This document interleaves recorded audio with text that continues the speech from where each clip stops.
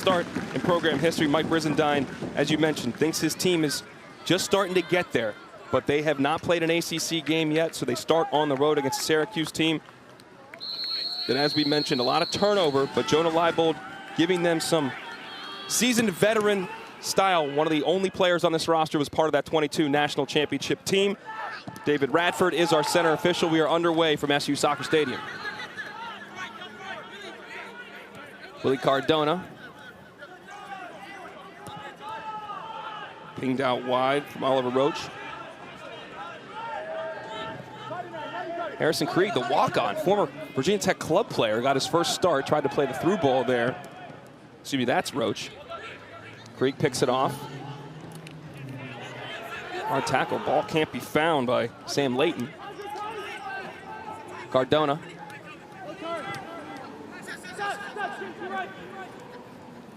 There's Hackenberg, we talked about in the open, spinning off the challenge. Still working. He'll give it a go, deflects. And off an orange player for the first quarter of the match. And Virginia Tech's coach Mike Brizendine, 16th year at the helm for the Hokies. He's only made this trip, this is his second time. They came in 2016, fell short. He's really getting this program back to where they were, Devin. They've got 4 wins already. Last year they had 4, the year before 3. Prior to that, those 6 straight NCAA tournaments. Hackenberg to take the corner. Lays it short to Ian Marcano. Driven ball. There's Leibold trying to chase it down. Gabe Threadgold scored 43 seconds into the match against BC. Ended up being a 1-1 draw in Chestnut Hill. Devin, what are you focused on early in this game? Certainly how quickly can each team find its identity, right? I mentioned over the lineups that Syracuse likes to play in transition. They like to utilize the width. Virginia Tech, strongest spot on the field is going to be within the midfield. So can you retain that controlling presence? But more importantly, to be honest, Alan, is early on in this season, is finding a way to adapt within a game. It's one of the most difficult things for these young men to do because they're still learning each other, the tendencies, and when things aren't going right, to find a secondary path to success, very hard. Tomas Hutt won the goalkeeper spot for Syracuse. We'll come back to him. That was Cooper Wenzel taking it deep, who's been outstanding for Virginia Tech early on. A little flick on header, well done. Hackenberg, another touch. Sam Layton does win the race to clear it out. The grad student, the SIU Edwardsville transfer Layton, making his 6th start, 6 appearances for the Orange. Already 2 very different looks for Virginia Tech as well, and then the method in which they're trying to break down this back line, something that Syracuse hasn't seen early on in this season. A lot of freedom, the ability to wander. Ethan Hackenberg specifically, watch when he's up high and then drops down underneath. We're just 3 minutes into this match, already 2 instances of that. They love a long throw. Look for the head of Andy Sullins. He was one that won the flick on before, not this time. Leibold trying to play it to Michael Aqua, and Aqua picks up a foul.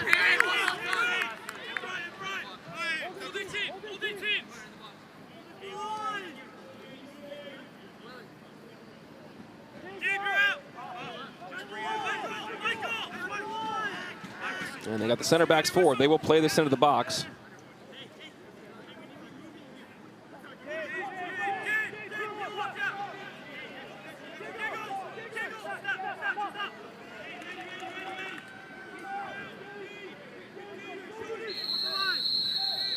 Carter Hensley to play it in. Driven ball from the captain. There's Chifamba trying to control it in midfield. Out wide to Sullins. He'll keep it in. Laid back to Krieg. Krieg trying to get around the end. Aqua touches it back, and now they will get a foul on, I believe it was Krieg, as he made his foray into the box. I can tell you this much, you lose the stability with the absence of Noe Umane at the left back spot, but Krieg's quicker. He's got a nice little first step within him, and then good top-end speed to get around that corner. And you mentioned Noe Uemana, hold on, and flag stayed down, but it will trickle into Wenzel. He'll scoop it up. Noe Uemana is out injured, your left back, and we also talked about center back position. being Floki Stevenson. He's out. These guys have been productive. Sam Colby's got 2 goals and assists in just 3 matches. And Declan Quill isn't able to get on the field yet. And one of their most productive forwards. This team really has a lot of depth, given how good they've been missing all these pieces.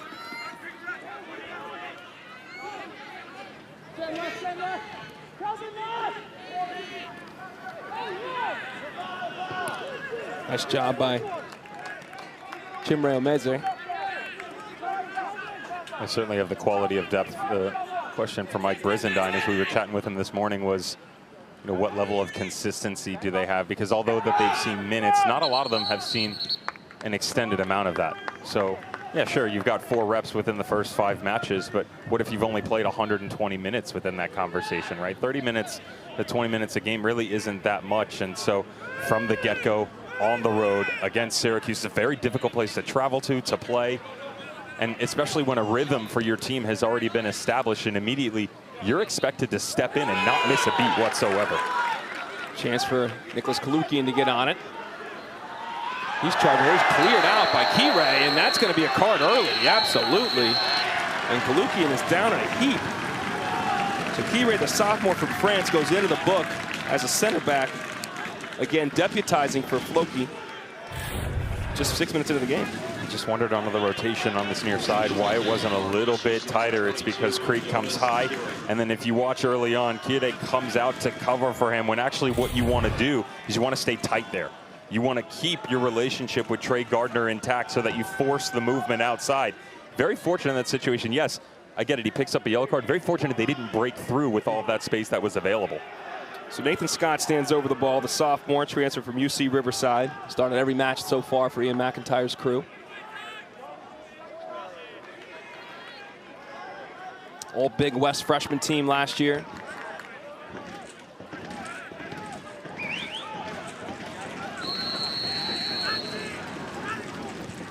Flipped in, looking back post, arriving. Late in the opportunity was Sam Layton. Well, Dallin, after training yesterday with Ian McIntyre and Syracuse Orange, I stayed after for extra credit. And you're such a good student. I can tell you this much. That play right there, the setup, it's so difficult to guard because when you go to the tape, they run 6 different variations from that exact dead ball. So as a defender standing on the wall, where's the run going to come from? Is it going far post? Are they going to play cute near? Nearly executed to perfection by Syracuse. Sounds like a hoops play right there. Maybe Red Autry's watching. Same formation, you run 6 different sets out. Credit to guys stayed about 25 minutes after the fact on their own accord. Look at you. And you were here 4 hours early. You, as I told Kristen Hennessy, our producer, you are the teacher's pet. Chia pet. Yeah, charging forward. Orange first couple forays here now into the attacking half. Calvin DaCosta's ball picked off. Andy Sullins tried to hold it up, got taken out by Layton. And he's going to get a talking to. And the Syracuse Orange mascot is in the booth with us right now. Great to have you, but it's a little tight quarters in here. Oh, here we go. Oh, it's a family affair, right? This is beautiful. I got to be honest. You know, they say the camera adds 10 pounds. You look a lot taller on camera. A little bit shorter here in person. For me, I think it's average at about 60. You look pretty large to me. Pretty big orange we got in here right now. I don't know, trim, fit and trim. Like you? How do you feel about that he's wearing no shoes? It's not a problem. The mascot enjoys. He's still mesmerized by the fact that, and I just learned this last year. I get it. It's a very spoken rule that mascots aren't allowed to talk. I didn't know that until last year. Good ball played out. I left school early. What do you want from me? Driven in, and Omeze is there to clear it out. The freshman from Brampton, Ontario. Excited about the clearance. Mascot's heading out. Devin, take the replay. A great movement down into the corner. And again, this is Mike Brizendine has talked about Ethan Hackenberg so much, Coastal Carolina, Community College of Essex, and what he can do. And it's really the first time they've gotten him healthy within a program last year coming in 2023. And just so versatile. Again, 8.5 minutes in, a couple of different looks from him. Ball played in, punched out by Hutt, aggressive in his box. Kept in by Matthias Jonas. Ooh, well done to win that header by Trey Gardner. And it's actually going to get them a corner as well. Gardner, the Davidson transfer, started every game for the Wildcats, 59 and 59 in every game here for Syracuse. Certainly a much better ball in this one, but you want to be picky about what they've been able to do in terms of chance creation. That's where you'd like to see the overall quality step up here for this Virginia Tech team, who really do a great job of maintaining control. But what level of chance are you actually creating? Doesn't matter if you're pulling 20 shots, 20 yards and in. You want that to be around 6 to 8 yards to give these guys a better opportunity. Hensley doesn't beat the first defender in Threadgold. Out to Krieg.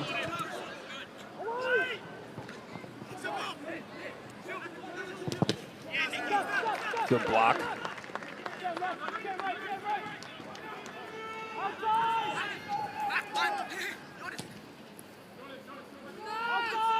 Beautiful.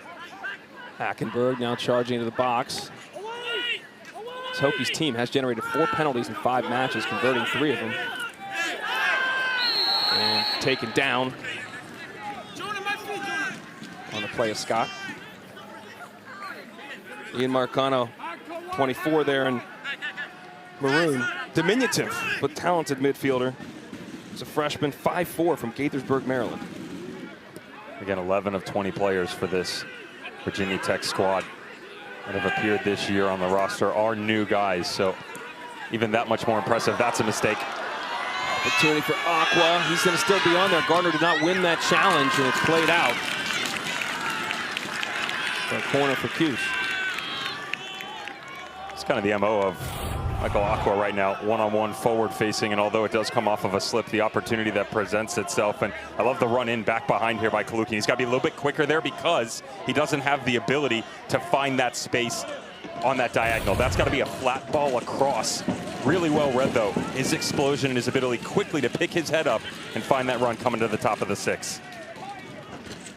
Chifamba to take the corner. Leibold is short. He'll play it long, though. Ooh, near post runner. Couldn't put his head on it. Back to Scott. And just not quite locked up with the Meze. Just want to touch on Marcano, too, because although he's from Maryland, he saw him play in Spain. He kind of grew up in the academy system over there. At 5'4", Mike Brizendine made a point to us. He's either going to be great or he's not going to play, because he plays with men at 5'4". What is that stature? How does it make that challenge to defend a guy of that size? Well, certainly his shiftiness within the midfield, right? Lower center of gravity. In theory, he's going to be quicker on the turn, and his reaches a top-end speed faster. So you're trying to mark him a little bit more dynamic. I would say about him, though, is getting used to what the collegiate game is like, which was another part of that conversation. You take a guy who's so used to the style of ball on the deck, you have the ball, we have the ball, and let's figure out a way to play chess. This is a lot quicker here, the collegiate game. I think he's done a really good job early on of figuring out the physical side of it, but also the intensity and speed aspect of college soccer.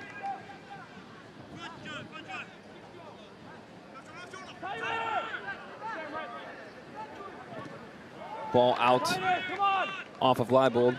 And of course, your stature doesn't matter as much in soccer. I mean, Lionel Messi's 5'6". He's maybe the greatest player ever. Put you on the spot. Oh God, he looks like the cat My mic broke up. My mic broke up. Sorry, my mic cut out. He doesn't want to answer the question. I don't think we're gonna have you on first take anytime soon. If you're gonna become gun shy there, come on. I don't think there's one all time. We'll put it that way. Okay. Spread the love. Noted. 4th corner of the match for the Hokies.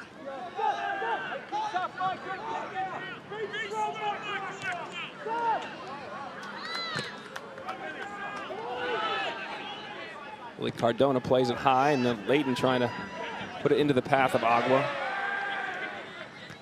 Things like a beach ball right now. Somebody trying to get control of it.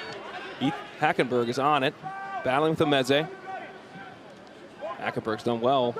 And 5th corner of the match for the Hokies, just 13 minutes in.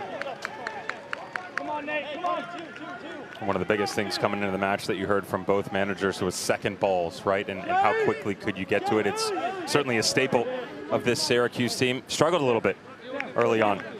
You know, I said they're a team that's based on transitions, but also transitional defending. When that ball's coming off the back line, Virginia Tech doing a really good job of applying pressure up high and not letting them stretch the game attacking.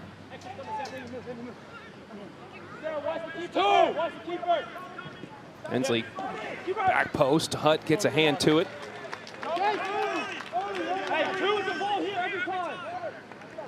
There's Tomas Hutt.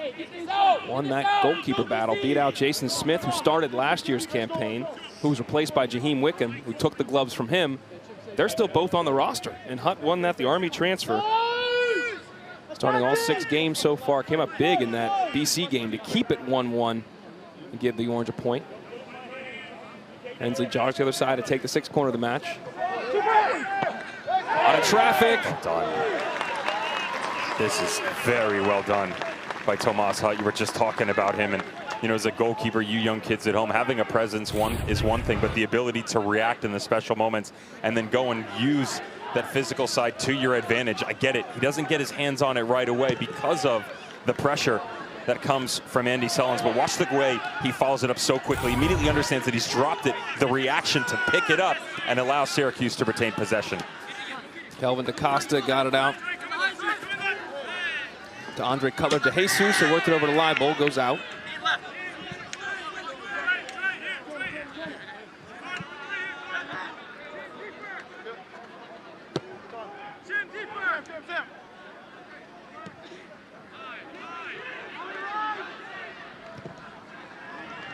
Lukian, nice flick on right to Scott. He's got Aqua, plays him.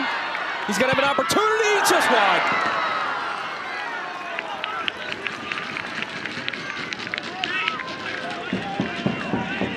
Beautiful hold-up play from second-year man Nicholas Kalukian, and then I love the patience here by Nathan Scott. He could have easily tried to continue this run to the far side because the field was open, but recognized the half step was there for Michael Aqua.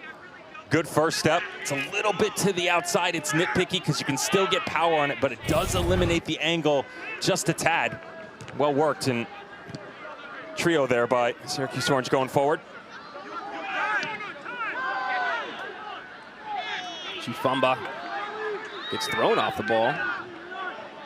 Marcano touches it forward to Hensley. He won't win the race. Well done by Layton. Chifamba on again. Won the 21 national championship as a member of Clemson. Played 35 minutes in that match in the final against Washington. Up to Kalukian. He loses control. Nice ball by Marcano. Heavy touch, though, by Ethan Hackenberg. Sullins. Hackenberg, he's got Hensley right there. He's got to hold his run. Oh, Hackenberg right on the edge of the box. And Threadgold's going to get a card. Oh, no, they're going to call it a dive. Dive on Hackenberg.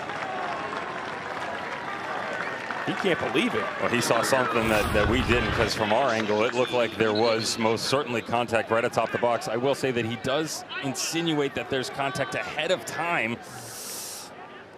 I'm not so sure as to whether or not it is now in slow motion. I think he got it right. I mean, that is, look, give him even more credit. That's a better idea of what his vantage point is. I tell you.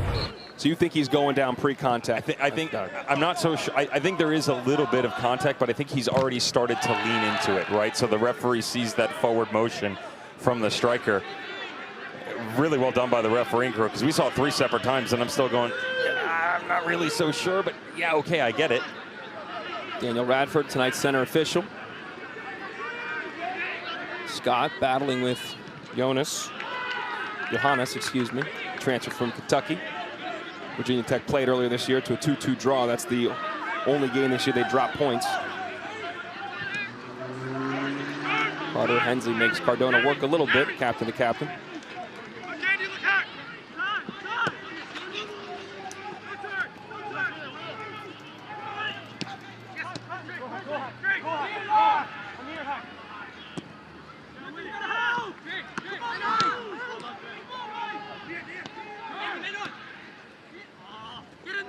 Sullins can't combine with Marcano. Aqua trying to release Kalukian. Kirei on a yellow, battling with Kalukian.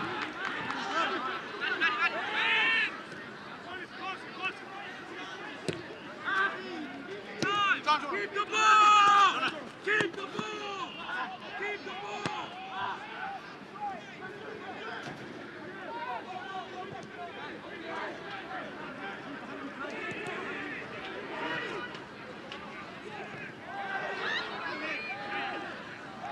Turned over, and turned over again. Costa was in the right spot to break up, which could have been a bad turnover, an opportunity for the Hokies. Now the other way, Aqua in space. Out to Leibold, good ball, heavy touch, good ball played in, looking for Kalukian, finds Wenzel.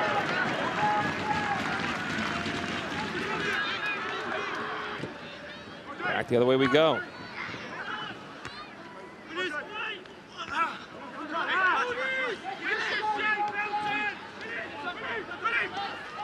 Jonah Leibold now, almost 20 minutes into the match, 17 in orange. Been battling with injuries for over a year now. He gets his first start of the campaign. How do you feel like he fared? Because he was integral to that 22 national championship team. I love the ball that's played into the box, but you want a little bit more of him in one-on-one situations with his speed running at defenders. Sullins curves on the left. Good strike, good save.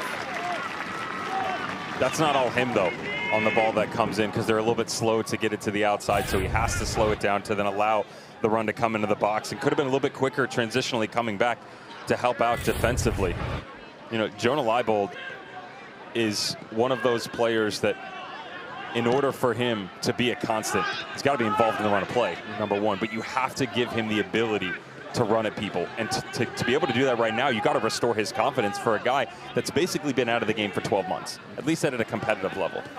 But he certainly has the technical ability and the speed to take that step to the next level. Now it's about getting him back up to that quality that we saw en route to the national championship in 2022.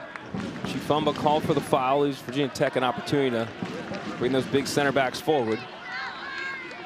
And this is not the Syracuse team of last year that had your Josh Blues at 6'5" and other. I mean, they had a lot of size on that roster. This is a smaller group, and the big center backs for Virginia Tech coming forward. Trey Gardner 6'5", Keyray 6'3".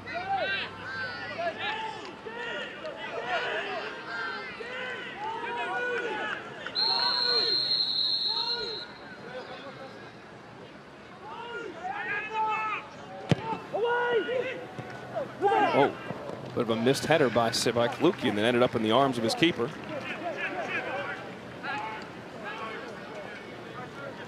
Let's just watch the response in front of this back line for Syracuse. Last 2-3 minutes, a little bit better, higher. Also provided some support with allowing Elton Chifumba to come a little bit deeper next to Kelvin DaCosta. Now joined by Syracuse head coach Ian McIntyre. He might have a promising attack here. Ball played forward by Threadgold, still on it. And taken down. Coach, do you think that was a pen? No. Thoughts on the match early? Well, I hope you guys are talking about the nice Syracuse weather today. So we've had a beautiful day, and now look, it's an ACC game, right? Oh my goodness. You don't want to be giving Virginia Tech restarts and corner kicks, but I think we're just starting to grow into the game. But they're a good team. They've it's with their front three matched up with our back three. It's those second balls right now, and I think we're starting to do a little bit better and find some spaces. But it's an entertaining one, guys. Coach, you mentioned within those second balls also kind of their ability, specifically Ethan Hackenberg, to float in that gray area just in front of the back line, but off the shoulder of Kelvin DaCosta. Is that more about your back line being more aggressive coming high, or dropping Elton Chifumba a little bit deeper to provide support?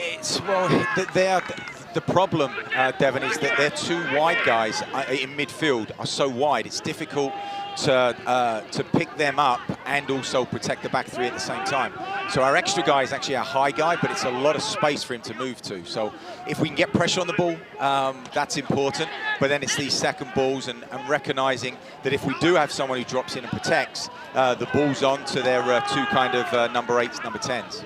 Coach, thanks for your time. We really appreciate guys. it. And once again, a shout out for the weather, please. The weather, Thank absolutely. He ain't lying. When I looked at the weather app yesterday, I said, it's 85 is the high? And it was all week like that, and it's going to be all week like that next week. Where are we? Are we in Clemson or are we in Syracuse? I half expected you to show up in that vintage sweater vest of yours, but, I guess it stayed in the back of this closet. I was going to go shirtless. What are you talking about? Coach McIntyre, the 2022 ACC Coach of the Year. The year they won the national championships. They won the treble, excuse me. Regular season, ACC crown, and the whole thing. Meze trying to usher it out. He does not. And it'll be a goal kick, though.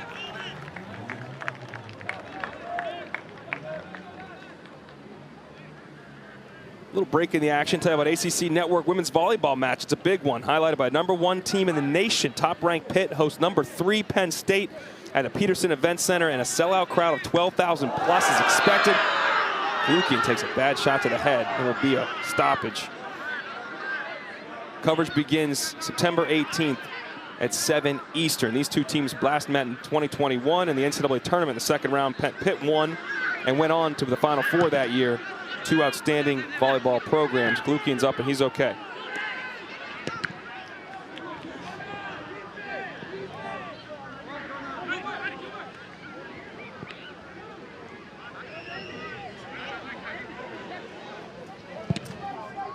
Alongside Devin Kerr, I'm Dallin Cuff, SU Soccer Stadium.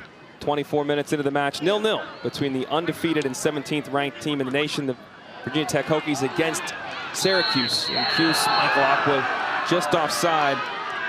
And Devin, you just heard Coach McIntyre, Syracuse's coach, talk about them kind of growing into the game. How have they been able to kind of get a little more control when they start on their back foot? Number one, the nerves have subsided, right? You get the start of the game, you get a ton of energy. And I will say that there was a brief window at the beginning that you and I saw where they were kind of standing around. And so you go from flat to immediately, let's get up and go. Yeah. That's not easy as a player, so I would start there. The secondary part would just be getting on the ball a bit more. A lot of the game for them in the opening 15 minutes was secondary balls back and forth, chasing defensively and physical confrontation.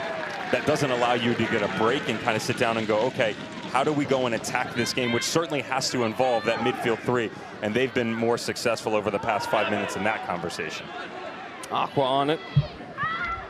Junior transfer from opportunity in the box. Cutler to Jesus, trying to find an option.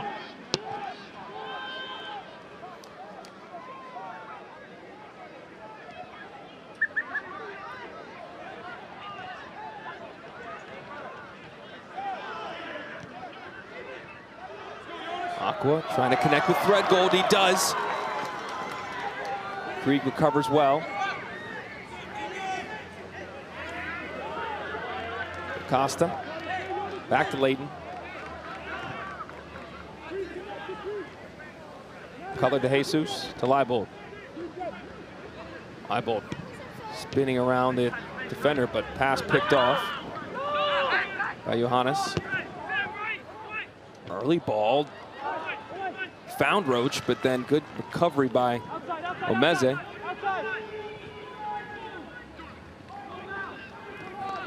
Leibold struggles to keep it in play. Week 2 ACC men's soccer here. This is the last game of the Friday night package, including 5 other games around the conference. We'll get to the scores and get you caught up as we get through our match here.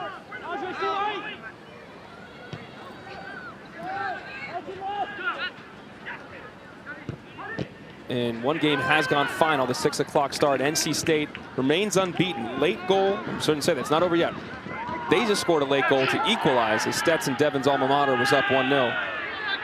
How do you feel about that? You gotta give it time. Let it sit? No, meaning you gotta call the game already. You let an opportunity to rest, giving him extra minutes to get back into it.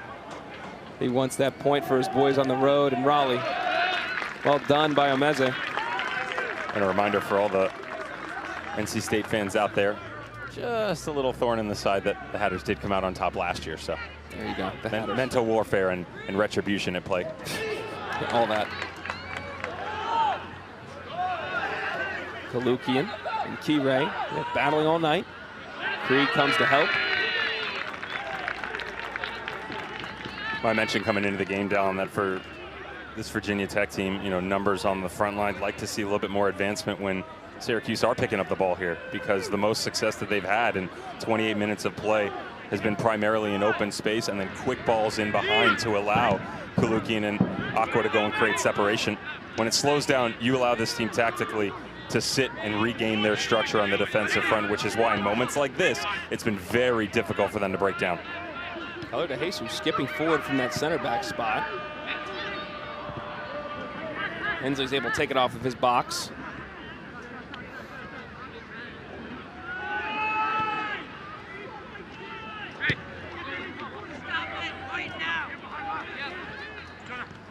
Leibold. Chifamba.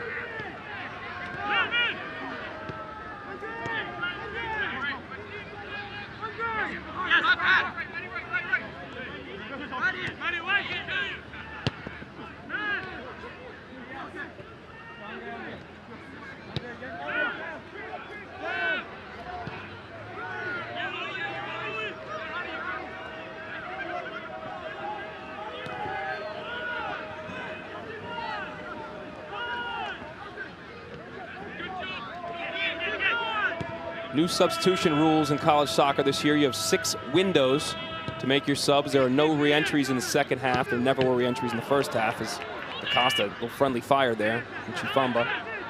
Virginia Tech is readying a triumvirate of substitutions now. Syracuse yet to make a change, but they are readying some subs as well.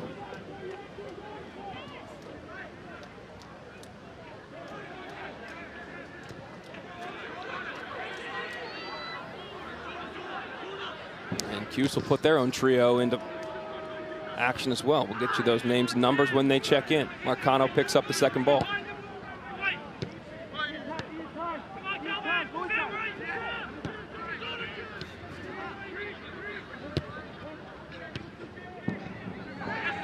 Layton gains control.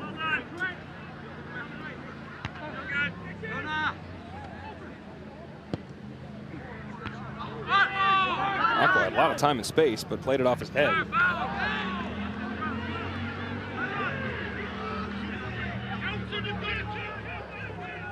Looking for Hensley in the channel. Meze can't really corral the ball, but does corral the man.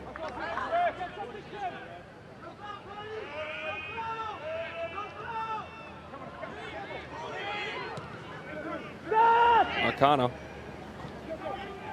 Cardona on the overlap. Away! Away! Sullins turns it over. Scott is on it. Kalukian. Running out of real estate. Oh, flips it by Krieg, and then he goes down. And they're saying it's a dive. And the referee agrees. Now, there was a dive around the box. There was a yellow in the match for Ethan Hackenberg. Here, nothing for Kalukian. That's what Mike Brizendine is saying right in front of the bench. You give a yellow down there for that. And again, really well done by the refereeing crew, as Kalukian feels like the pressure is going to come. It never does. Goes to ground. And I would say this, the coaching staff has a point here. Mike Brizendine is correct in the sense of, if you're going to do it down there to my guy, why aren't you calling it right here in front of our bench and the fourth official? There's a number of subs here right now. Let's get you caught up. Number 12, CJ Coppola, excuse me, checks in. 12 for Virginia Tech. You have Tino Vasquez as well check in.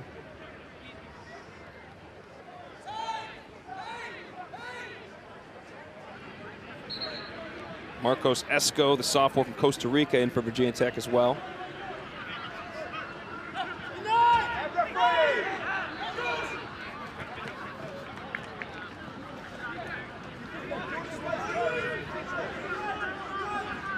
So their front line essentially was replaced. There's Malik Chow on the ball. 20, a good check in the game here.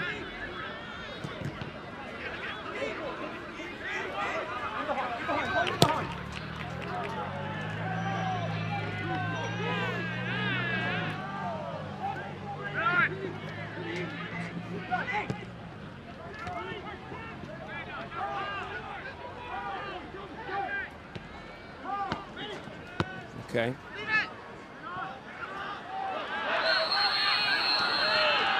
And an offside signal by Daniel Radford.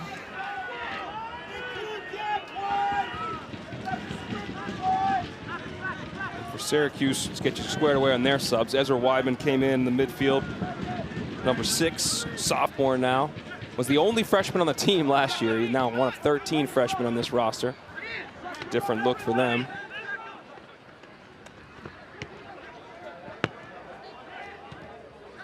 Ernest Bawa comes in the match too. North Carolina transfer. Ian McIntyre feels like he's a real wild card for this team, and his ability to produce not just goals, but he's a little bit of a set piece specialist looking for some confidence coming over. This is still a young man that scored 72 career high school goals coming out of the Taft School in Illinois, and hasn't really amounted to the same sort of production at the collegiate level. Just 10 goals and 58 appearances for Carlos Zambrano on the Tar Heels. Braden Smith came in as well. There's your Tar Heel, number 10. Speaking of the Tar Heels, they are now tied with their rival Duke. Duke went up 1-0 early in the half through a Adam Luckhurst goal.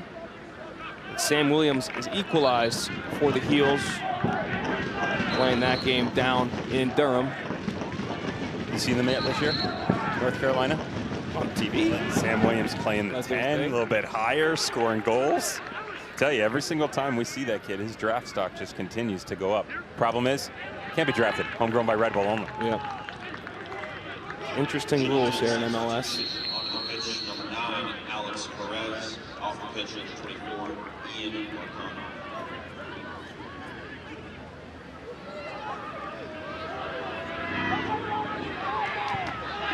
Ball played in. Oh, just wide. What an opportunity from Ezra Weidman. Really good distribution. Again, you know, the set piece specialist, it's almost a dead ball here from Ernest Bawa, who does everything right. And from Ezra Weidman, just head up. His body's a little bit closed off. Perfect job by him, settling just in between Hide and Gardner on the back line. He probably knows that should have done better in that situation. Still good movement by Syracuse.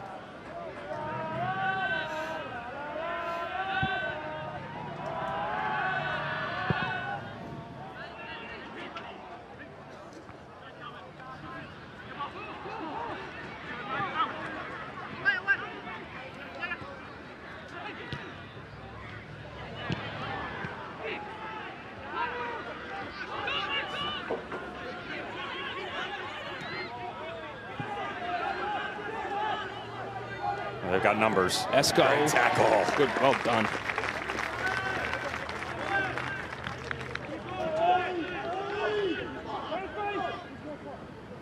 He's a little bit like a new D there, Omeze, the way he's just trying to get him used to his body. 6'1" freshman. Again, this is not MLS Next Pro for the Toronto youth product. He's trying to figure out exactly what the speed is going to be like, and Ian McIntyre said that he's been quite the pleasant surprise on that back line. Alex Perez, the freshman, checked in the match as that ball is going to go out there. Number 9 in the middle of the park now from Las Vegas.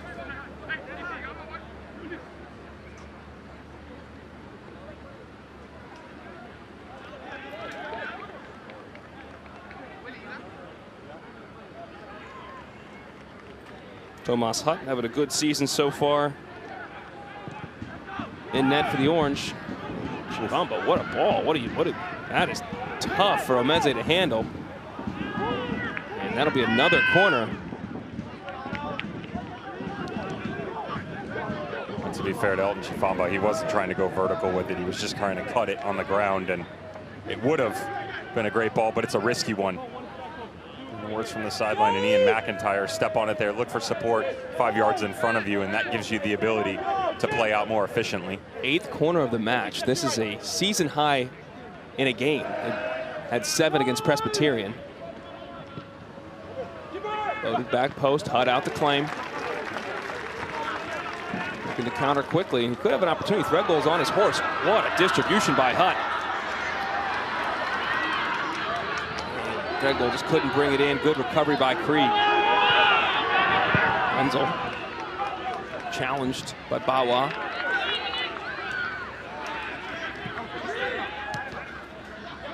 Perez up to Esco. Turn out of a little bit of trouble there.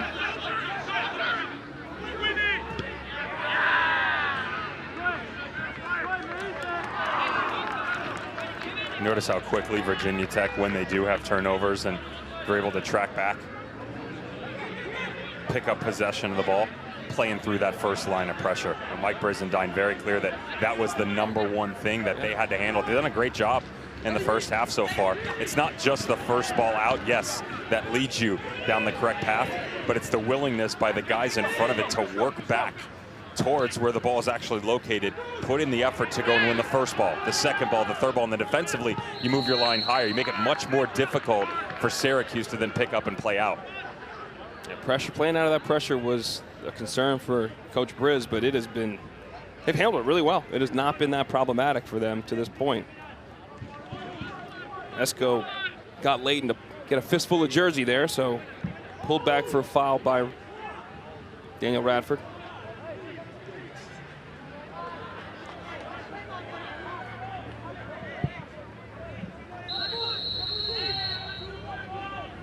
Three Hokies over the ball, conversing what their plan is here.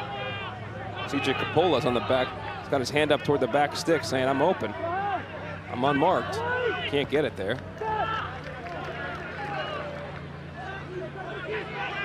Lukian plays Bawa. He's in a foot race and he loses it off Cardona. And then Cardona, when the clearance goes off Bawa, the Hokies will keep the ball.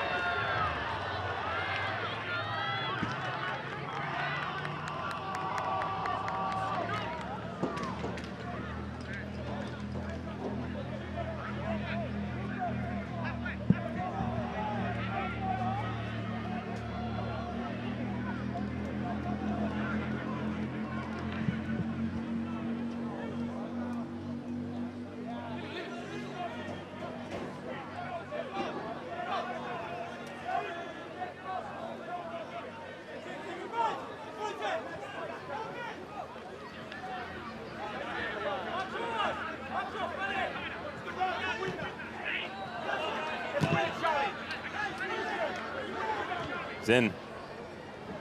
Johannes, good ball played up to Capola. Ninth corner coming up. And Devin's wish has been granted. The game in NC State has gone final. 1-1 draw. Salvage a point. You know, the one thing you would look at within the first half performances by these two teams, yes, Virginia Tech has certainly conceded a lot of movement, or excuse me, Syracuse have conceded a lot of movements coming forward. But outside of those two early chances in the 10 minutes, they haven't really amounted to much, have they? Not clear-cut opportunities, no. Ninth corner of the match. Headed out by Omeze.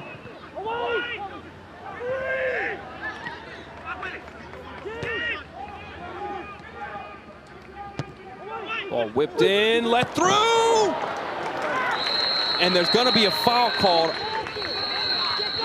And there's going to be a yellow issued. Layton now exchanging words, doesn't like where Esco went in a little high on Hutt. So Marcos Esco, the sophomore from Costa Rica, he goes in the book. But where does this boot end up? I think he took it across the shoulder from the angle that we had, but this is just, I talked about Tomas Hutt and his willingness to go and put his body on the line. Oh boy, right there. That is, I tell you what, the level of guts that you have to come off your line in that fashion, because notice, he's not just coming off his line, he's leading with his head in his hand to get the touch on it. He knows there's going to be contact. It's incredible goalkeeping. I couldn't tell in live action if he got a hand to it, but he did, and he took the hit. I mean, that's a heck of a play. I'm just happy that, listen, you never want to see the contact come in that fashion, but I actually thought it was someone's cleat that caught him, which really concerned me. The yellow seemed a little harsh. When the ball's live there, a chance to score a goal. Is that a harsh yellow? It's because it's right at the top of the six. They're going to protect the goalkeeper a little bit more. Am I giving a yellow there? Not necessarily, though I can understand why the referee does, because of that extended nature it is towards the goalkeeper. Couple subs for Syracuse now. Ben Rosenblatt comes in while battling with Gardner. Rosenblatt wearing 15 in the middle of the park.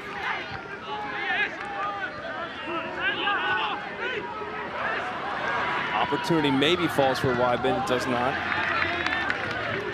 And Christian Fortier, 26 in the midfield as well. A freshman from Toronto, a TFC Academy product.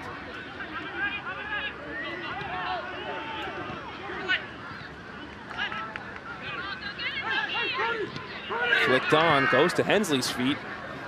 Sends Chow on a run, and he's not going to get there. That was an opportunity possibly blown there. Excuse me, that's Esco.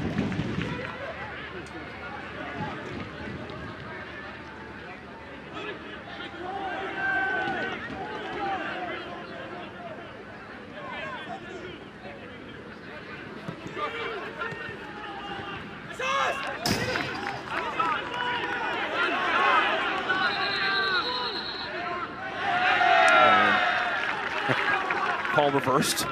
Peanut Gallery favors it. Rosenblatt to throw it in, the grad transfer from Elon.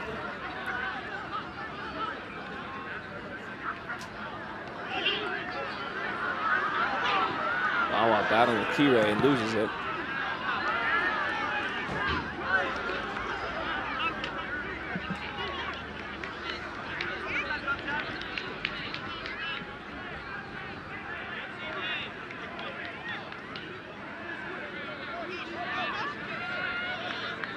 Got a ball. We will play again.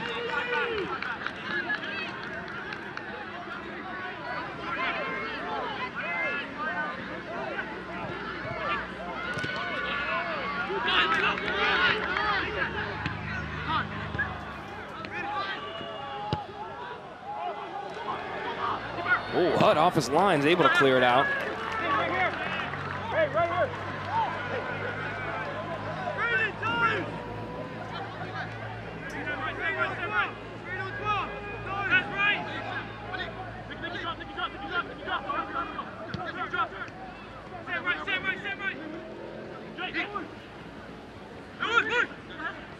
It's flicked by Cutler to Jesus to maintain possession. Falls to Kalukian, he rides a challenge. It's a reverse pass, but it will not get to Braden Smith.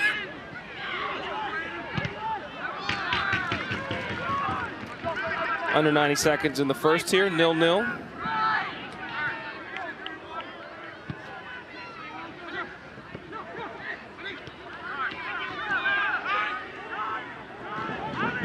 Oh, it's just acres of space. Nobody closing it down, but a lot of the first half, Dallin, very similar to what we've seen out of Virginia Tech over the course of the season, where although there's ebbs and flows, control on the ball a lot, shifting side to side, just lacking that finished product 25 yards and in. For me, that's a little bit of support underneath as the team goes because of their inability to break down on one-on-ones. And Syracuse, on the other, they've done a really good job of reasserting themselves into this game, gaining the attention on the width. I would still like to see them play a little bit more direct to push this Virginia Tech team back and also get more service into that front line. Esco picks up the foul. And as we tick down here, Virginia Tech will not score. It's the first time they have failed to score in a half this year. This is also their first ACC game. So, Devin, what have you made of the first 45? I would say that this Virginia Tech team is going to take it and go, okay, we need goals. We get that. We understand that we didn't create enough in terms of overall quality. I would still say that midfield control, as I just mentioned, is what it's all about right now because the game got stretched. They spent more time in transition defending. That favors Syracuse. That is the most they've had in a game this season. Excuse me, 9. The most they've had in a game this season. And for Syracuse and Virginia Tech, a number of the starters are starting on the bench. Again, with those new substitution rules, things tend to be a little different. There's one of those subs, Ernest Bawa, trying to track it down.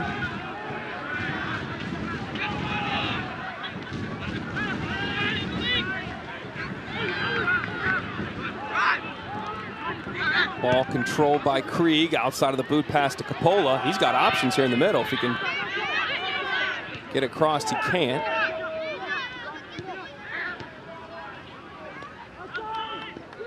Perez and Krieg trying to work. Krieg called for the foul.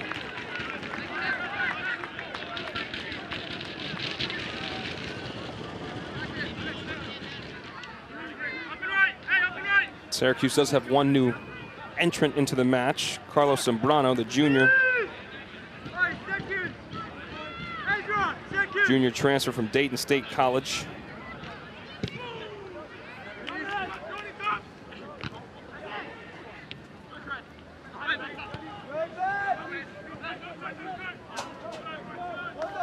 Rosenblatt keeps it in.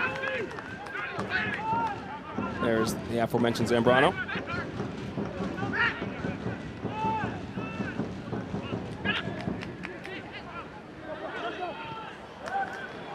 Played out wide. Whip ball in. Nice job by Gardner. Opportunity here. Wenzel's out to corral it, and he does just in time.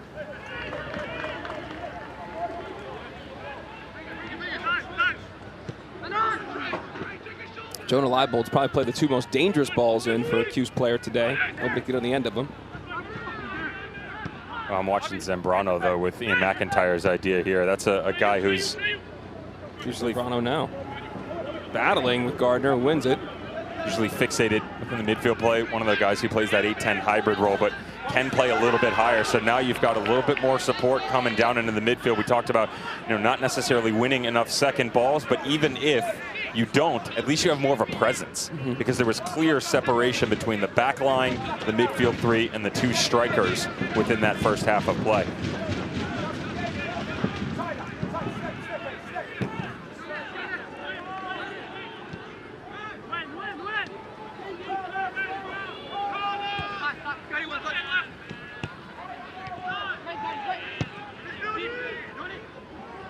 Kirei lets it go over his head. Gardner there, and Bawa goes down looking for a call. Daniel Bradford says, just get up.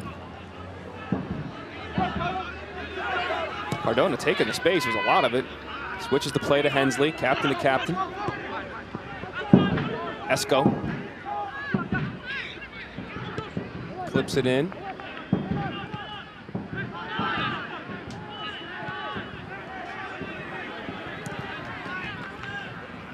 For Zambrano in the channel, too much on it.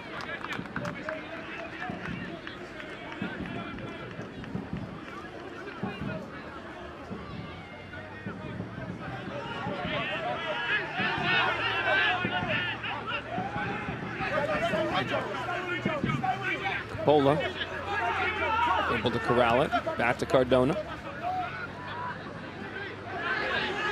Cardona with the switch again. Krieg on his horse. Slips. An opportunity. Zambrano on it.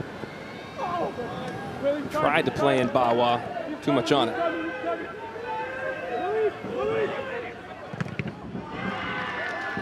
Goodman closes him down.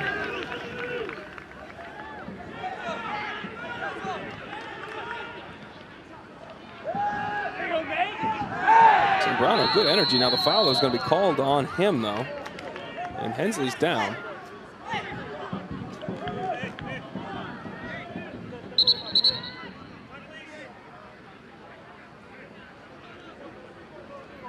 And here Cardona, he didn't really like how Zambrano stepped over Hensley afterwards.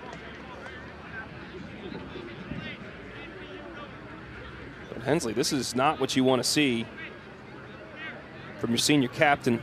Charlotte native. If you take a look at them tussling. Ooh. Yeah, your arm's not supposed to bend that way. Your hope is that it's just one of those ones that pops real quick in and out and comes back in, and trying to walk it off on. Started every game for them last year. Yeah, that's played, second most in minutes played. Essentially just doesn't come off the field for them. What a luxury you have, though, if you're Mike Brizendine, because even with the 55% roster turnover, something that they're not accustomed to, by the way. Virginia Tech has always been built on sort of that homegrown area talent. I can remember 2 years ago, you and I running a graphic on it that 73% of their roster, on average, over the previous 5 seasons had returned. But to have someone step into your midfield like Carter Hensley, who has seen it all and specifically seen the success as recently as that 2021 season. And Briz mentioned that to us. He remembers the days of greener pastures, if you will, where they went to 6 straight NCAA tournaments. Where they were the days of yore. Yeah, 3 years ago. It feels like forever. But where they were perennially in the top 25 and toward the top of this league. And the last 2 years, they've won a total of 7 games. So he is a driving force. He is one of their vocal leaders. Need to keep him on the pitch. He looks okay as he continues to patrol the midfield. A lot of guys slipping now out there. It's cooling down a bit here at Syracuse. 85, though, in the middle of September. Pretty beautiful here.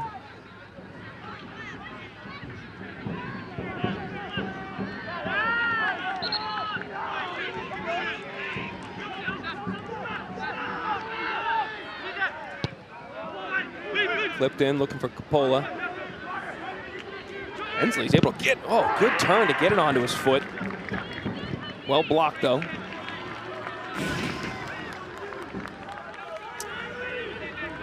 Week 3 ACC Network football lineup. It begins tomorrow here on ACC Network. Noon Eastern with NC State hosting Louisiana Tech. Then number 10 Miami hosts Ball State. And we'll cap the night with Maryland and Virginia. Find live sports with Where to Watch only on the ESPN app and ESPN.com. The ultimate viewing guide to live sports. And ball comes out of the stands. The crowd applauds that.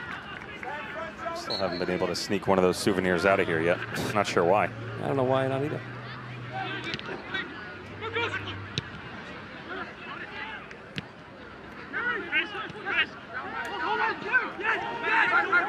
Fortier heads up in a lot of space, looking for the switch to Leibold. Well played ball. Oh, that's your touch.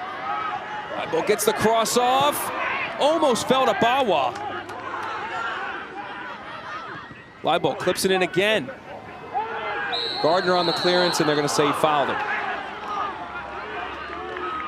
You wonder, looking at it, what a beautiful ball, 40 yards across the pitch, by the way. That first touch as to whether or not Jonah Leibold, with the speed that he possesses, could have taken his second one to stretch that lead and maybe have a strike at goal, but still his ability to not once but twice get this ball square back across the box.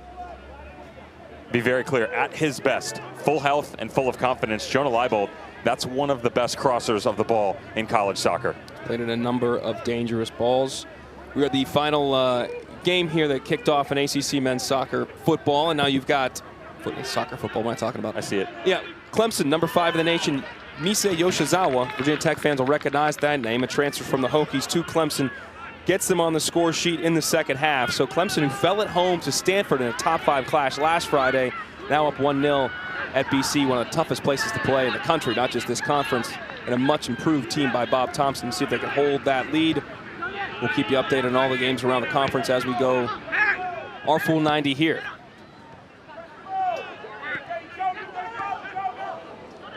It's touched by Key-Ray.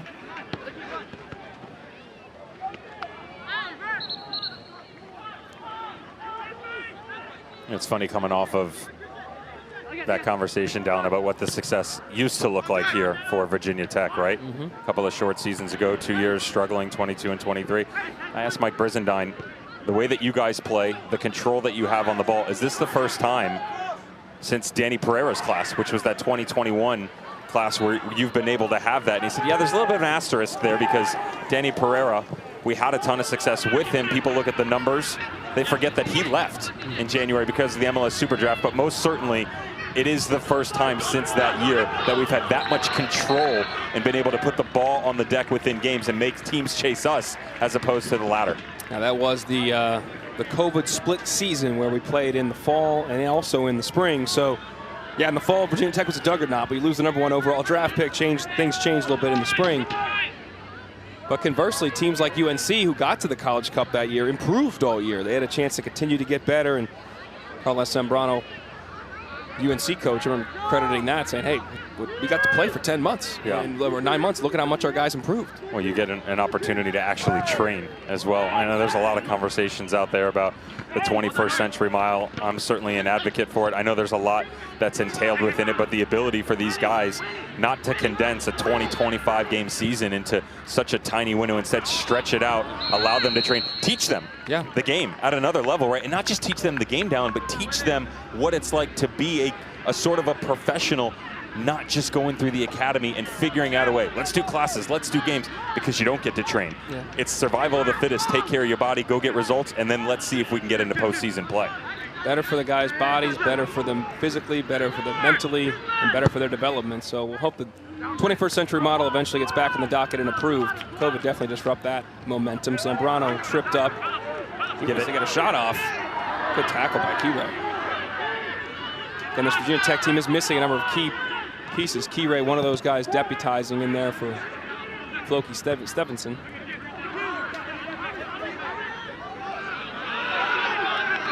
Ball goes out. Starting to heat up a little bit here. And it's given to Virginia Tech.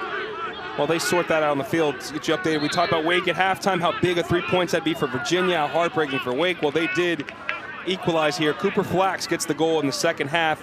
Reese Miller had the UVA goal in the first, so 1-1 with about 17 minutes to play in Winston-Salem.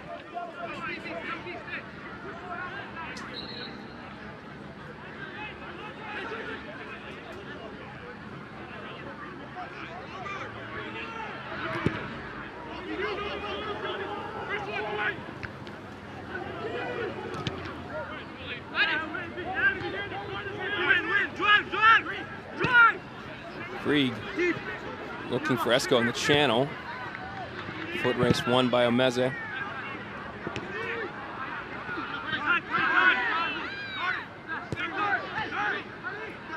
Chow.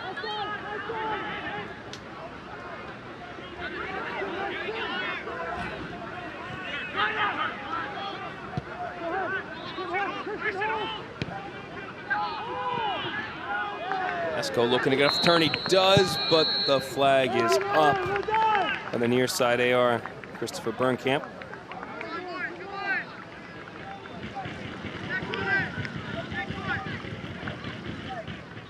About 12 minutes in the second half. Nobody's really got any foothold in the game. What are you seeing? It feels like Virginia Tech, although they've gotten on the ball a little bit more in the tail end of what we saw in the first half, slow in decision making. Kind of the same idea that we had at the end of the first 45 minutes of allowing themselves to get behind the ball. Syracuse not being quick enough in decisions. That's what we're seeing right now for Virginia Tech. That last movement, a good one where you got numbers, you slow it down, Syracuse retreats. And I would say that the overall intensity, Syracuse has been much quicker. The willingness to play quickly, A to B to C, is why they're able to break this Virginia Tech team down, though nothing on the final 20 yards to show for it. Chow trying to win the race. He didn't. Leighton, great job to recover from that central center back position. And be aware, by the way, some of the physical challenges down that are starting to go back and forth. These are young men. Emotionally, you get a little bit more rattled in those situations. How do you handle that? Well, you could feel it, and the crowd's starting to come alive. It's a little bit quieter than SU Soccer Stadium usually is on family and alumni night, but they're starting to get a little riled up. And that little ball, even the argument about who got the throw in, starting to see a little life. So the players are going to start to feel that too as we tick later into the 90. Oh, big challenge by Leibold. Holy. And he'll go right to a yellow. Those cleats were up. Yellow card issued to Syracuse number 17, Jonah Leibold. Talked about what he can be at the highest level, and for him here, his argument is, yeah, I got in front, didn't get the player. That's not the case, number one. It's the way that you lead and you hit the nail on the head down. You come studs up like that. Sometimes you don't even have to make contact. Yeah. It's just the actual intent of what could be in that situation. Yeah, it's a dangerous tackle. It's usually going to result in a yellow, even to your point, if they don't make the contact. To the overall quality of Jonah Leibold, though, and getting him back to that, how many times in 2022 did you and I sit here and watch him go in, make a tackle like that, pick up possession, and then quickly start to bring the team the other way? These are the things that you have to work yourself through coming back from such a difficult injury, where certainly the physical side is one aspect of it, but the mental side, the timing, right? Then the quick reactions to get back up and then start to push.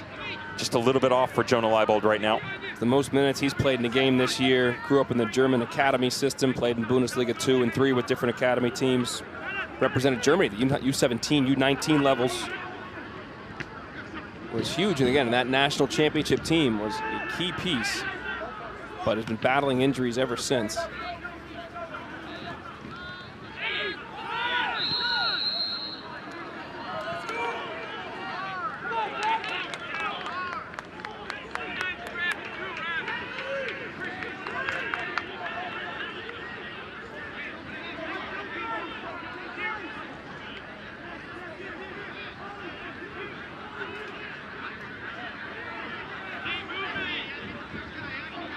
Alex Perez, the freshman from the YSC Academy, Philadelphia Union's Academy, will play it into the box here.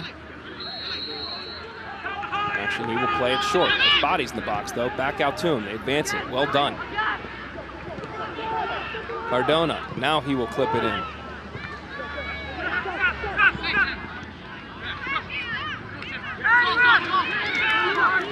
Meze picks it up. He might have something on here. And not the best decision. That young freshman, though, big words that he and McIntyre used to compare him to. He said Kamal Miller. Reminds him of Kamal Miller. He even said Miles Robinson. Miller, obviously a great Canadian player. Robinson playing in our U.S. national team. Those are some pretty big comps he made. Chase it down. It feels like the ceiling for him is really high. It's certainly on display tonight. You can see his speed for sure. You can see his physical side of his game, the ability to retreat and then get back in front of the attacker that had just broken him down.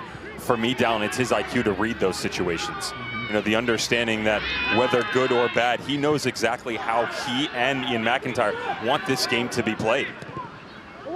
All clipped in. Oh, just couldn't settle it. It was Hensley in the middle. Oh, wow. And that is Omeze with a bad tackle right at the top of the 18. Another immediate yellow.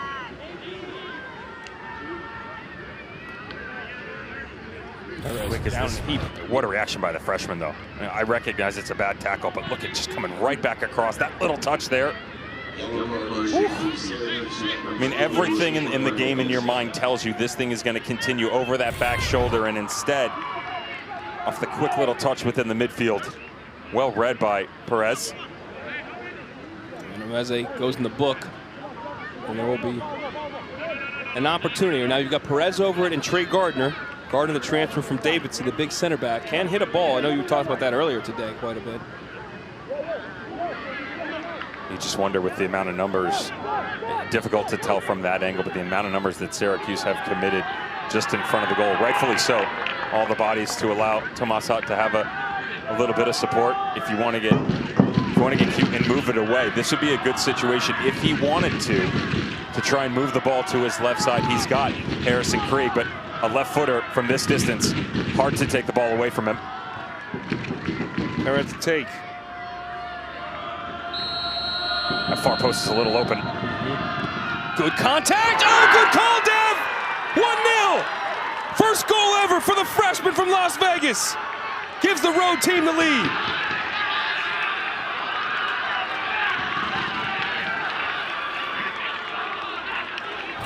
You can see it from a mile away. There was too much space on the outside by the Syracuse wall. They had numbers there, but not enough to obstruct the overall view. So what you get here, if you're Perez, you get an open angle. You need a little bit of English, yes, but from this distance, it's a little bit more about placement as opposed to power overall.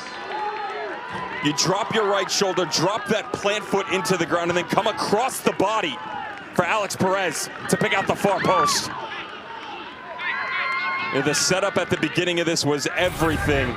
And I talked about the IQ on the back line. But that is about overall smarts for Alex Perez for his first goal of the year in the lead for Virginia Tech.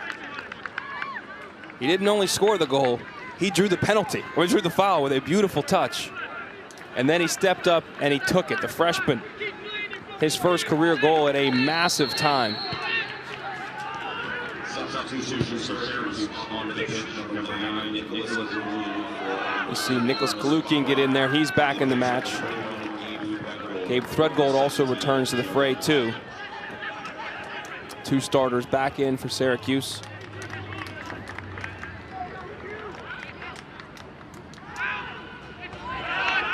The Syracuse crowd, last time they saw their team play here, they were shocked. It was a local derby. Lemoyne, who's just their second year transitioning to Division I, won that match and goes a long way for the team from across town, but SU Soccer Stadium hasn't exactly been a fortress this year. 1-1-1.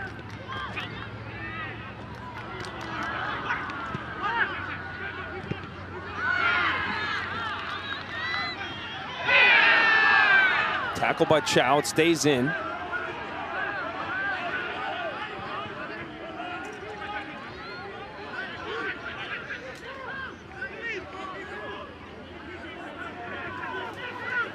Syracuse trying to get back into this match, has yet to muster a shot on goal.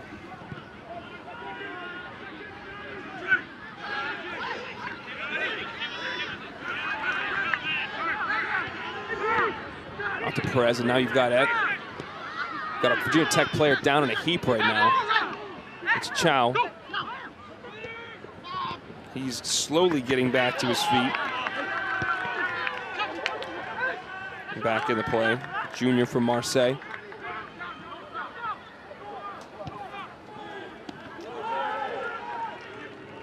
Ball struck in, Hutt controls. Pitt now in control. They're number 7 in the nation. They're poised maybe to move up because they are now up 3-1 at home against Louisville, coming off a great road win at SMU last week to open ACC play. Esco working on Carter DeJesus. Drives in a dangerous one, and Chow, he ain't hurt. Back on his feet and doubles the advantage.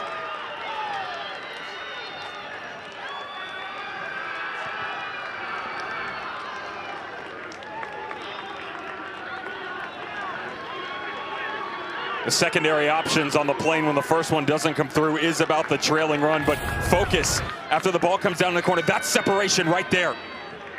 The arm just away to push off Andre Cutler DeJesus to give you that tiniest of windows to then pick out that trailing runner. And this is one of the things that they've struggled with, where the first effort breaks down. Where's the secondary one going to come from? He does a good job of getting the ball in front of him, but he also eliminates the ability to come to goal. And that's where Chow comes into it. He slows his run atop the 6 to be able to allow the movement down into the quarter to complete itself and come square back across.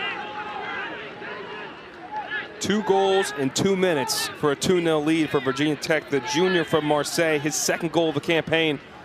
And both Esco and him substitutes that have made a massive impact, as has Alex Perez. And Mike Brizendine said a lot today about their depth. They're playing without really 4 different key guys. They could almost all be starters, as Cutler DeJesus was taken out late.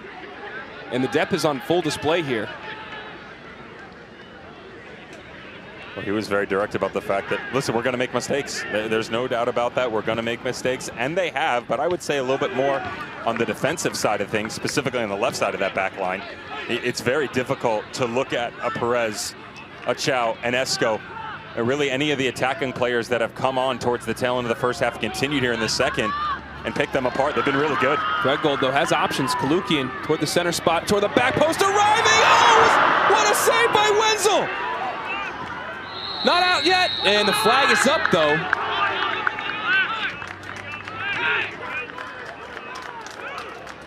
Well, this certainly got to be the first ball down into the corner that sees him into an offside position. I'm assuming it's that one there, because this ball comes negative in shape. What a ball, by the way, this is. I mean, that is, you get no better, and how about that? That was Keyray, that the is, center back.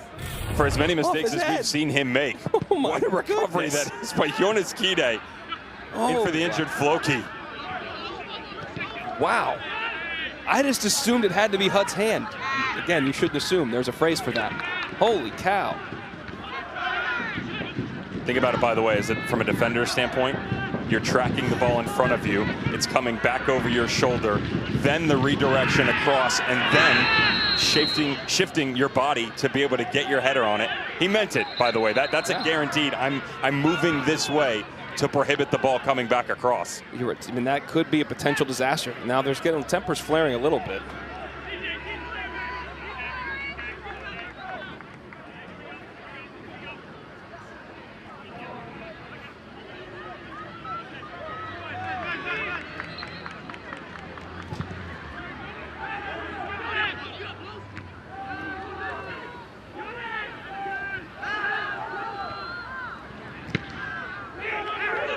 Costa pops it in the air again.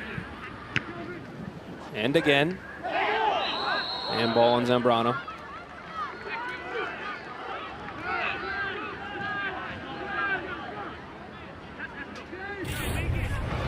I'll go back to the free kick. Again, I talked about the wall positioning. There's too much space on the outside. I would also say that, look at Tomas Hunt, much too centrally located. You got to trust your wall in that position. You start to your right, you have the wall. You've got the right side covered, our left, and then you can also come back across the body to make a save. Instead there, you don't have enough space or time to be able to explode into it. Your viewpoint is obstructed. There's a lot going on for the defensive team in that situation, but do not take it away from the well-struck ball that was also Alex Perez. His first goal of his career, a freshman, and now we have a ton of changes coming in. Andy Mullins comes back in, 15 for Virginia Tech. Again, new sub rules, only 6 windows to subs. You see more bodies coming. Ethan Hackenberg, 17, comes back in. Ian Marcano is back in. Oliver Roach is back in. Again, they're basically changing the entire front line and then some. And Syracuse is readying their reinforcements too. Mullins turns it over on his first touch back into the game. He steps into Kalukian, who goes down in a heap, and Radford's referee's not having it.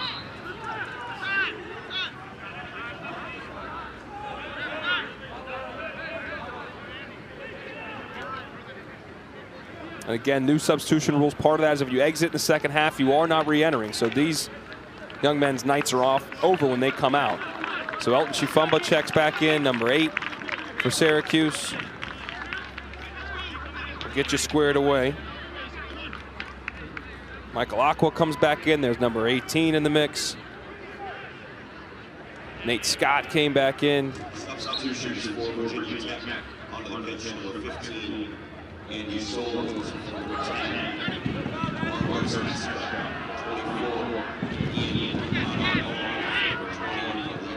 24. Good ball played by Scott. Wenzel off his line to corral as Threadgold was threatening.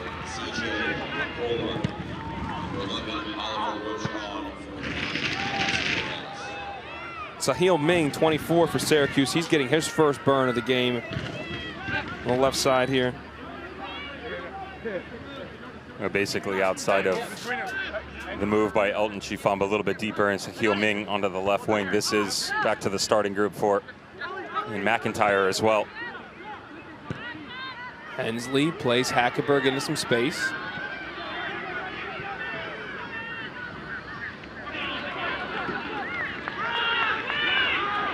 And just to keep you updated on some games around the conference, Clemson goes final 1-0 against BC. Big 3 points for the defending champs. It is hard to win in Chestnut Hill. Syracuse saw last week where they drew 1-1 there. Issei Yoshizawa was the goal scorer, a Virginia Tech transfer.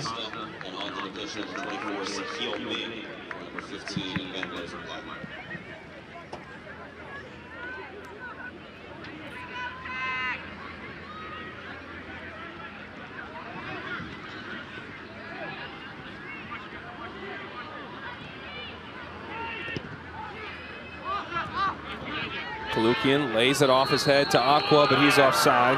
So we'll tell you about the ACC huddle. Tomorrow morning, 11 a.m. Eastern, the huddle crew gets you ready for a day in Charlottesville with a 60-minute pregame show leading into NC State hosting Louisiana Tech. At noon, they'll have halftime shows, pre- and post-game shows throughout the day. They're back 6:30. They will wrap up the afternoon with highlights and analysis and get you set for Maryland, Virginia at 8 o'clock. After the game, stay right here on ACC Network for a full post-game show as well.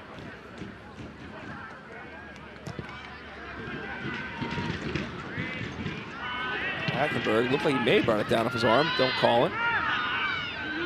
Devin, Syracuse yet to muster a shot on goal.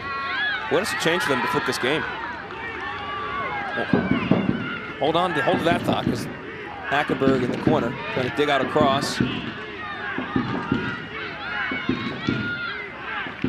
And a goal kick. Everything feels like it's in scramble mode, right? Let's recover here. Let's go chase the ball there. And so what you're seeing is backline midfield, attacking unit segmented, right? Everything is separated for each other, and so they haven't been able to move in transition very well together. To me, the biggest thing is on this front line right here, is trying to find a way to get support to Kalukian and Aqua, and all it is to me, it's the intent going. So when the ball comes up over the top, your ability as a midfield to turn and then come up underneath. So you provide support if they're able to pick it up, but if not, you can win that second ball. There was about a 15-minute span in the first half they were able to do it, but struggling here in the second. That's the key. You've got to get this midfield back into the game to bring all the units together. Ming. Out to touch.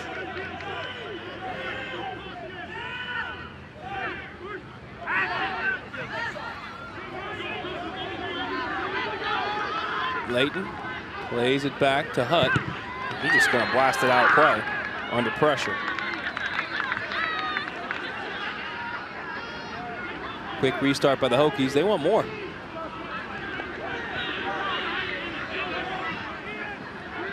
They have been stout defensively this year, the Hokies have been. First in the league, 0.6 goals against average, holding the shutout here.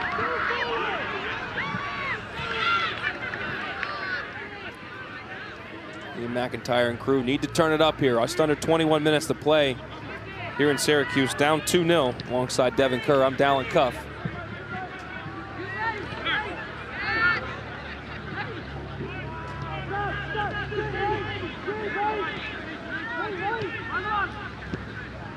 Zambrano tries to play the through ball to Hackenberg. Good thought. And draws a corner from it.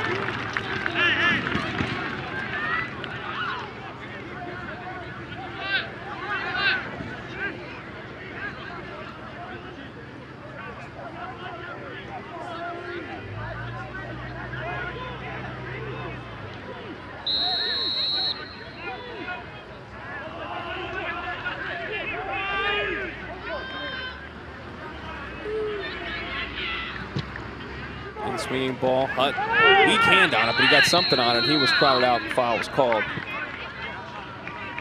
This Virginia Tech team, not many expected them to be top 20 in the nation. That's where they're at in their best career, their best start in program history. Neither did that but, well, when he started to turn his head was they played their first exhibition game against WVU, the current, top 5 number one team in the nation, and they whooped them 4-0. Come back to the second, Kalukian tried to play an early ball in.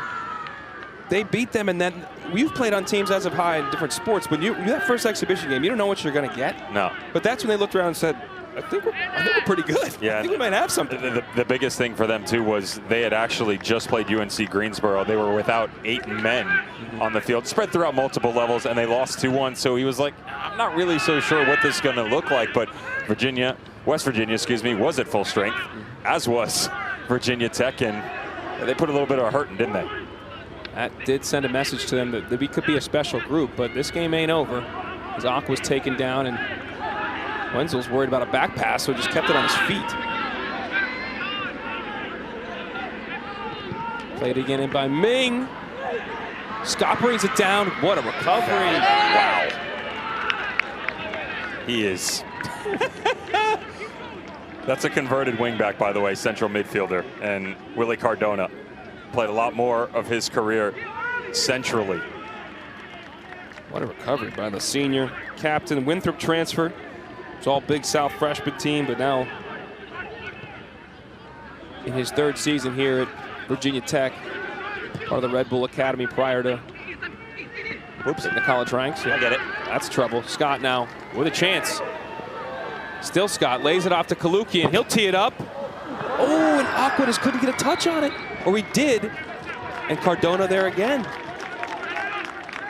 Just a little bit slow here for Scott to get it out to Kalukian. He was waiting, and what he wanted was to get the defender to commit. The problem is it comes in behind him. Kalukian has to take a second touch, which enables Virginia Tech to then recover and get out in front of it. Again, there are moments within this game for Syracuse that are there. That's how fine the margins are. You just got to be a little bit quicker in order to break your deadlock. Scott to take the corner. Short of Chifumba. Dinks it over to Fortier. Lukian digs it out, gets out a cross, but Hutt's there. Cuse is starting to turn it, apply some pressure. Trying to counter here. Roach up to Hackenberg.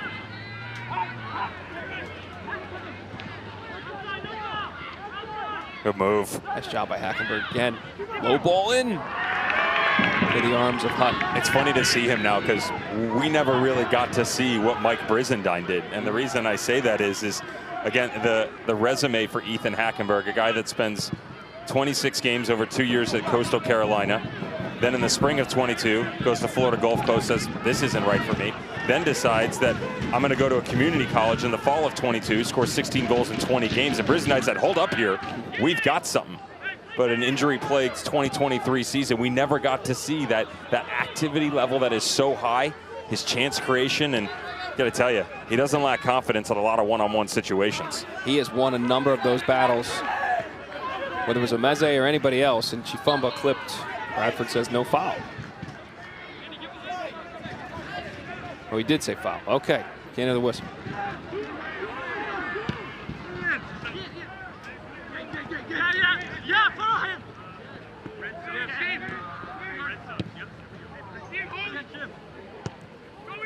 Meze, good ball to the channel. Aqua there. Kalukian lets it run! Fortier arrived, but couldn't get good purchase on it. He's clever, though, Kalukian. A little bit of a decoy here, but he recognizes the run in behind him. I'd like to see a little bit more of this. If you watch the outside backs on the near side pressure, meaning the side where the ball is, they're coming high to try and close down some of that space. What it does, puts more pressure on the back line. So if you can quickly play in on the diagonals, you're going to be able to find your 2 strikers up top. Then it's the next level of support coming in behind. Wing's pass doesn't come off, but Kalukian is creative with that. He's got the, saw a great flick off his heel that created a chance in the first half. Nice dummy there. You can combine well off of him as a central striker.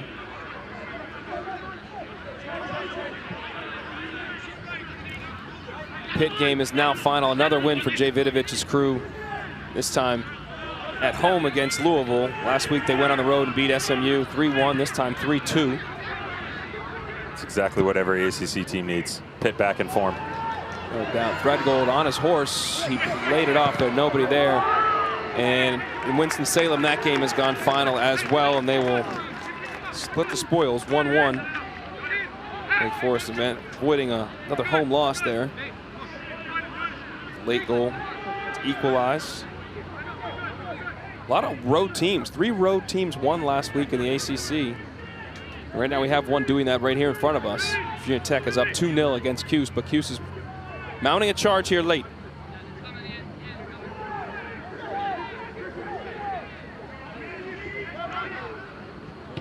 And he drives it in. Wenzel there. Quick distribution. Could be on here for the Hokies. Hensley, head up. Early ball clipped out. But again, when they pick it up, it's 25 yards to the next Cuse player. Aqua. He's got Chifamba in the box. Oh, good feet by Aqua. Still him. Off the deflection, out for a corner.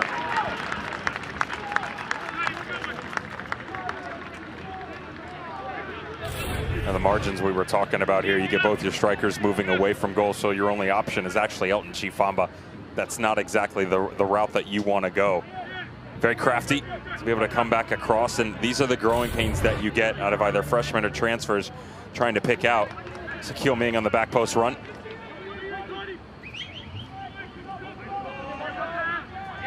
Third corner of the match for Cuse. In swinging ball floated toward the spot, and Cutler de Jesus got his head to it. It's no avail. You know, watching all of the players on Syracuse tonight try to figure each other out, try to change within a match. It's something that we've heard from a couple of coaches, but specifically within this matchup in the conversation with Mike Brizendine, he said, you know, I'm not so sure what we're going to see tonight out of them. They got a ton of energy. I mean, we know that they're going to try to apply the press. He broke the game down. We've talked about that, but he said, this is also a team that I'm very glad we're playing now, and that we don't have to worry about playing them later on in the season because of all the new faces and trying to learn about each other and get acclimatized to the playing styles.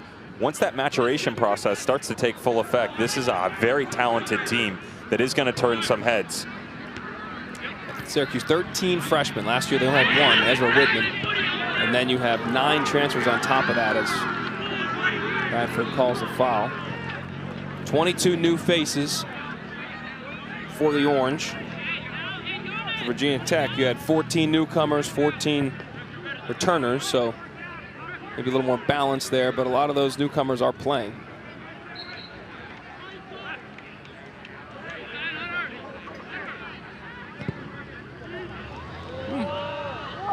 Johannes, cheeky. Some late night FIFA, or too much of it, I might add. There was one version of that where you could kick it from the center spot off a goal kick, off a kickoff, and you went in like 80% of the time. You got to be a certain age to remember those ones. Couple subs as Ming comes out, Cutler de Jesus comes out. Garrett Holman checks in, as does Braden Smith back in the game. Smith, 31, the freshman from New York, New England Revolution Academy product, though. And Garrett Holman, freshman from New Jersey, also part of the Revs Academy. 27 comes in. Number 31, Braden Smith, onto the pitch for number 24, Shaquille May.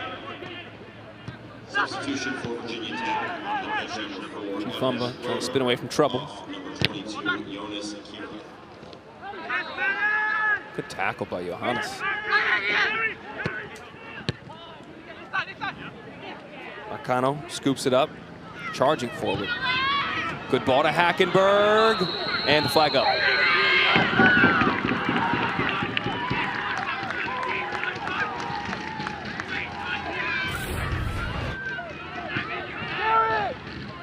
Well, that angle doesn't really add up, does it?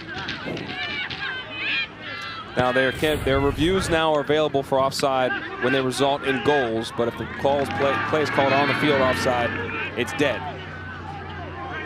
Smith working on Cardona's had a great game. Good job by Wenzel. Here's the other thing about it for Syracuse and the growing pains that we just mentioned. Not only is it young players, not only is it new players, but it's the ability to just get guys action overall, and some of them that have been unhealthy too. You know, a real good representation of that is the young man that just stepped on, Garrett Holman, the Revolution Academy player, center back who's on the field.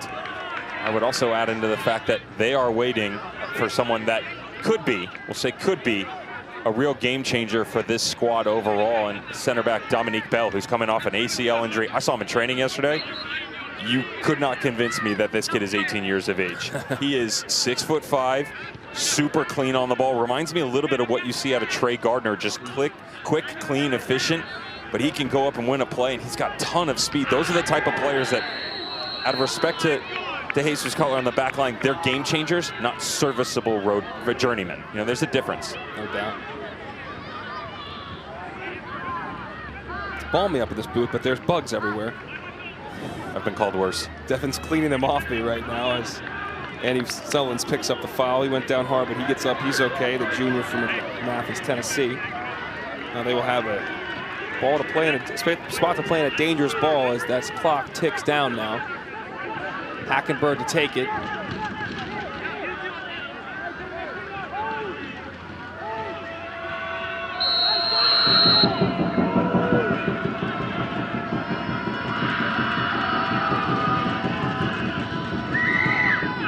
Driven in and headed down by Sullins, the man who drew the foul. Couldn't quite get his head wrapped around it. And Duke went up 1-0 against their rival, but they fell. UNC came back to win 2-1. Martin Vichian scores his 6th goal of the campaign, leads the conference in scoring, and Lucas Ross, the other goal scorer for the Heels, as they get the W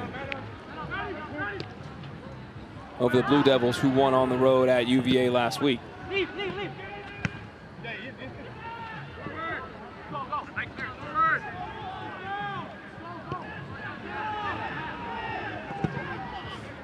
That's another road team winning a game in this league. UNC beating Duke. Granted, it's an 8-mile-plus trip, but they're on the right side of 8 Mile. Yeah, thanks, Em. Appreciate it. Does that make me rabbit? I got 3 kids at home. I got to get the jokes in while I can when I'm on the road. They're too young to appreciate the greatness. The greatness. And the humility. One Devin Kerr.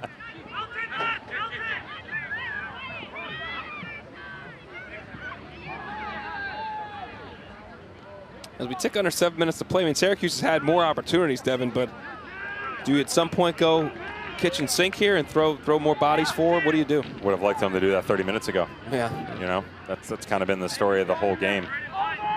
And the ability to commit more numbers forward is right there in front of them, and yet sometimes the easiest method is also the road less traveled, and that's been the case. And I give credit, by the way, to Virginia Tech that I see a lot of really good game management here. You know, they're not trying to force the issue when the ball steps out. They've been willing to slow the game down, step on it, kill it off. These last 2 dead balls have lasted a minute. When they had the free kick about 2 minutes ago, it was about 30 seconds. This is about 30 seconds before the ball in, so you're right.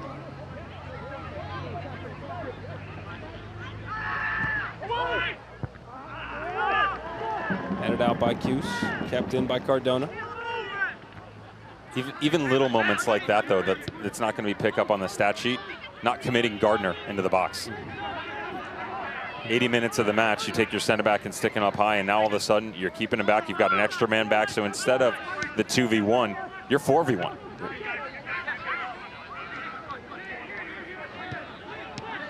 Get out of some trouble, tight space, and maybe Cuse can go here. Big switch, can't quite get there as Smith was trying to run onto it from Aqua. Dinked over the top, Hutt off his line to Corral.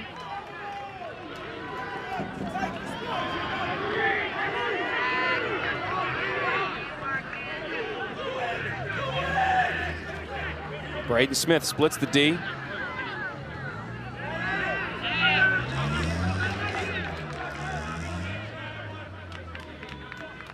Quick throw to Aqua. Lays it off to Scott.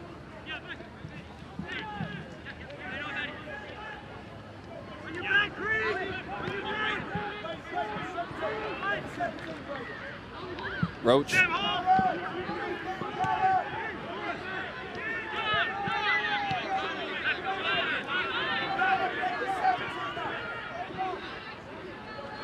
Cardona. He might give it a ride. He's in a lot of space. Finally closed down. Just keep it. Yeah, there you go. Ackenberg on it. The ball did the work here. Ackenberg. Or do it by yourself. It's a foul That's again. fine. Yeah. Good player. Don't listen to me. You do you, man.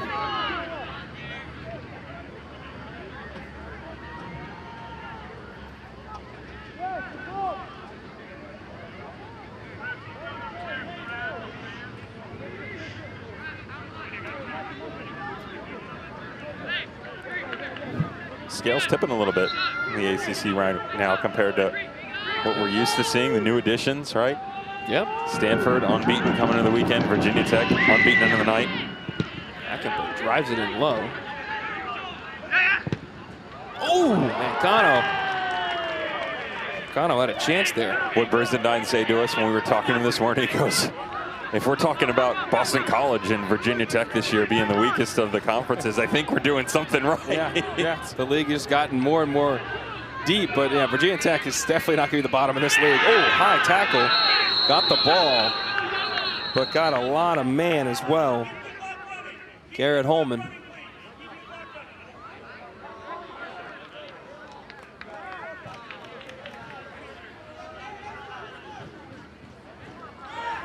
Tries to make a play on it. Again, it's similar to the challenge we saw in Leibold. The studs coming up. And the ironic thing is the only reason, which is a good reason, that he has the ability to make the play is because of his large stature, and he's trying to reach for it. That's also one as a young player that you don't want them to step in. If that's a 0-0 game, yeah, right, and you allow him, let's assume the tackle doesn't happen, you allow him to get in behind, your team's in real trouble. So that's about game management. That's learning these reps where, okay, I don't have to commit in that spot. I can sit back a little bit, keep the game in front of me, and not allow them to break us down. Yeah, young freshman needs to learn, and that's what this team has a lot of young players. Again, 13 freshmen, very talented but youthful.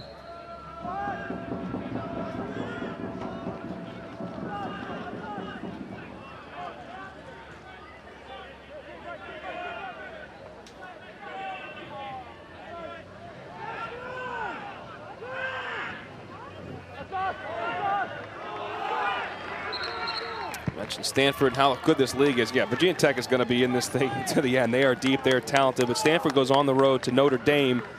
Remember, they won on the road at Clemson last week. They fly home, they go on the road at Notre Dame this week.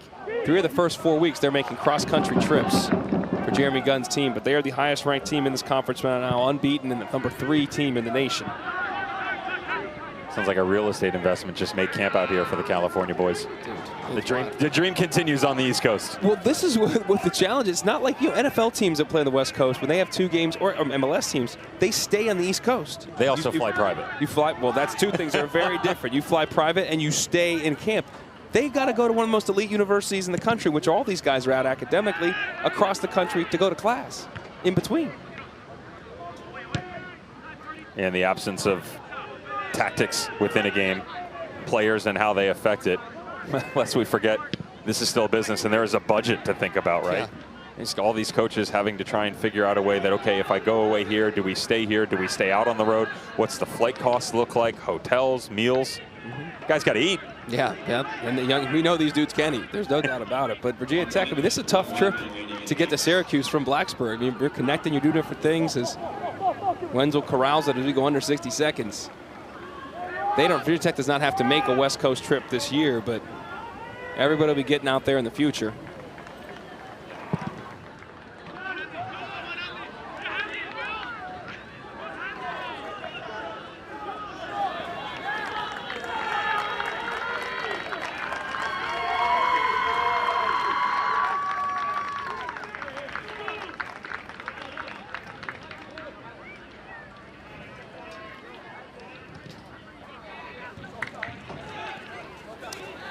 As this ticks down, Dev, Virginia Tech's going to win this game 2-0 on the road. Your thoughts from Mike Brizendines' crew and their performance tonight? Balanced. Really, there was about a 15-minute window in the first half where the game got away from them, but you saw a good representation up top by the attacking unit, quality goalkeeping, control once again by Mike Brizendine and Virginia Tech to earn them this result on the road against Syracuse. Now 7-3-1 all time against the Orange. First time